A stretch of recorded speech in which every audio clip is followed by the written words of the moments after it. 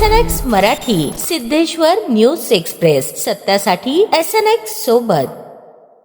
सोलापूर शहरमध्येचे आमदार देवेंद्रदादा कोठे यांच्या आमदारकीची वर्षपूर्ती आणि आता जो सामुदायिक विवाह सोहळा संपन्न झाला त्या विवाह सोहळ्याच्या यशस्वीतेबद्दल हा स्नेहभोजनाचा आणि संवादाचा कार्यक्रम ठेवलेला आहे.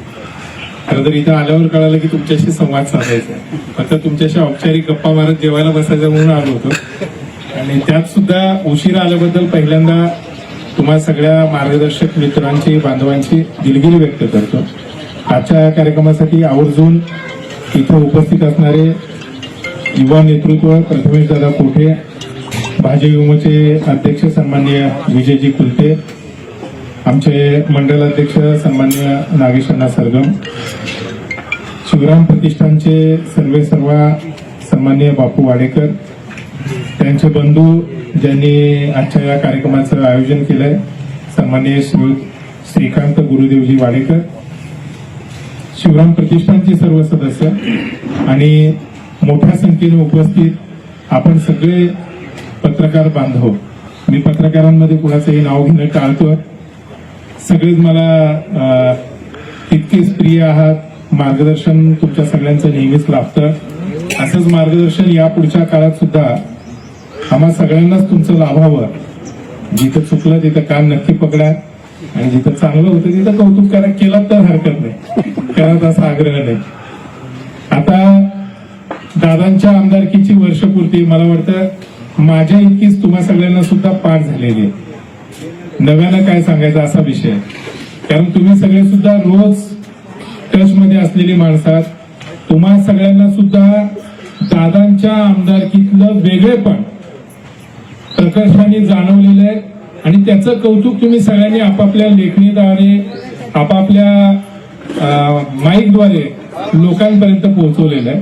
आणि तुमच्यामुळं तुम्हा सगळ्यांमुळं लोकांमध्ये एक सकारात्मकता निर्माण झालेली आहे की एखादा लोकप्रतिनिधी अशा पद्धतीनं काम करू शकतो, एवढ्या मोठ्या प्रमाणात विकास निधी खेचून आणू शकतो, महाराष्ट्राच्या विधान भवनात सोलापूरचा आवाज इतका बुलंद करू शकतो आणि केवळ शब्दांचे बुडबुडे फोडून न थांबता त्याला सातत्यानं पाठपुरावा जोपर्यंत विषय मार्गी लागत नाही.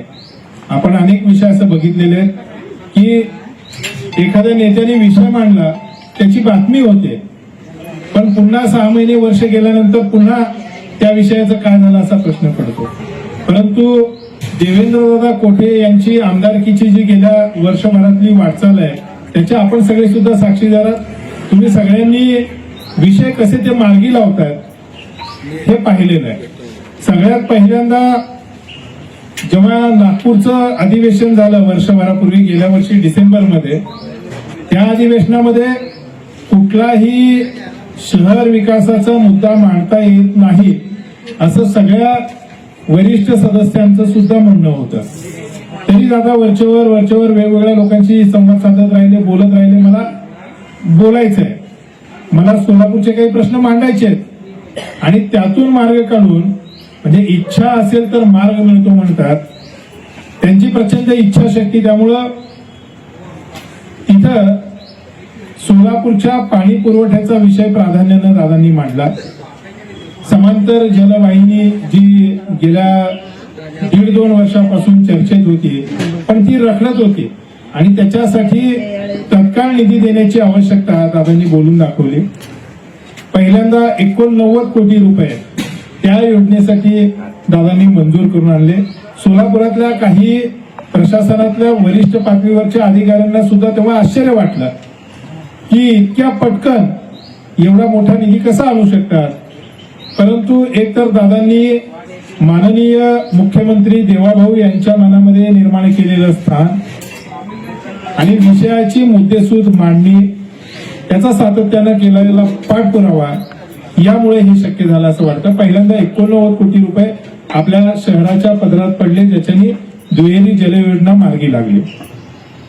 त्याच्यानंतर इथल्या जलशुद्धीकरण केंद्राचा विषय होता. आधीच्या काही अधिकाऱ्यांच्या चुकांमुळे ही गोष्टच निदर्शनास आली नव्हती. दादांनी त्या विषयाचा पाठपुरावा केला, जागेचा विषय मार्गी लावला. त्यानंतर हे सांगितलं की एवढी मोठी योजना दुहेरी जलवाहिनी देऊन सुद्धा आपण सोलापूरकरांना पाणी जे देतोय त्याचे दिवस जास्त कमी करू शकत नाही. म्हणजे 5 दिवसावरून लगेच 1 दिवसावर 2 दिवसावर आणू शकत नाही. इथली जी अंतर्गत जलवितरण व्यवस्था आहे ती सुधारणं तितकंच गरजेचं आहे. आणि याच्यासाठी इथल्या अंतर्गत जलवितरण व्यवस्थेत इथल्या टाक्यांची क्षमता वाढवणं, म्हणजे साठवणूक क्षमता वाढवणं, जलशुद्धीकरणाची क्षमता वाढवणं, इथल्या ज्या पाईपलाईन्स 50-60 वर्ष जुन्या आहेत त्या मोठ्या प्रमाणात बदलणं. आता हद्दवाढ झाली 1992ला, परंतु आता सुद्धा हद्दवाढमध्ये हनुमंताची शेपटी वाढावी तशी पाईपलाईन वाढत जाते. मी नगरसेवक झालो, मला वाटतं या 2 बोळामध्ये पाणी येत नाही, इथं पाईपलाईनने जोडा पाईपलाईन.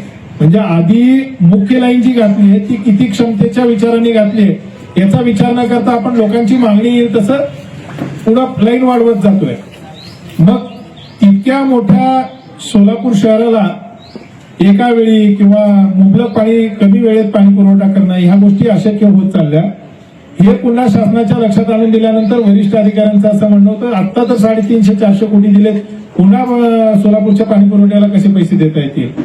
पण दादांनी माननीय मुख्यमंत्र्यांना ती गोष्ट पटवून दिली आणि आपल्या सगळ्याला माहिती आहे की 892 कोटीच्या योजनेला दादांमुळे मंजुरी मिळाली.